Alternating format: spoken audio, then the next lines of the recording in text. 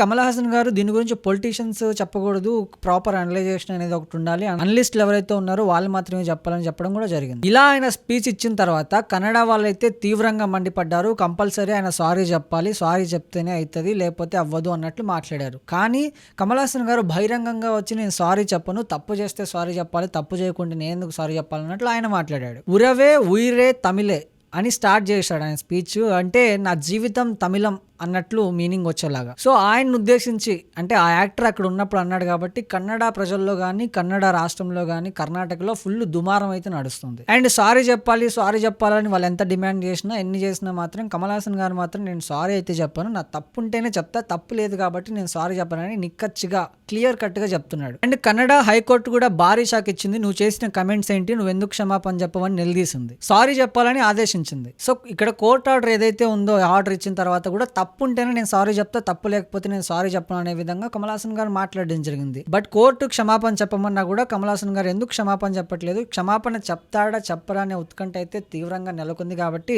అసలు క్షమాపణ చెప్తే ఏమవుతుంది, చెప్పకపోతే ఏమవుతుంది అనే విషయాలన్నీ మనకి తెలుసు. ఒకవేళ చెప్పకపోతే కర్ణాటకలో ఈయన సినిమా రిలీజ్ అవ్వదు. ఫైనల్ గా కర్ణాటక కోర్టు రియాక్ట్ అయిన తర్వాత అయినా కమల్ హాసన్ గారు సారీ చెప్తారా, లేకపోతే ఇదొక కన్క్లూజన్ వస్తుందా రాదా అనేది చూడాలి, మరి ఏమవుతుందని చెప్పేసి.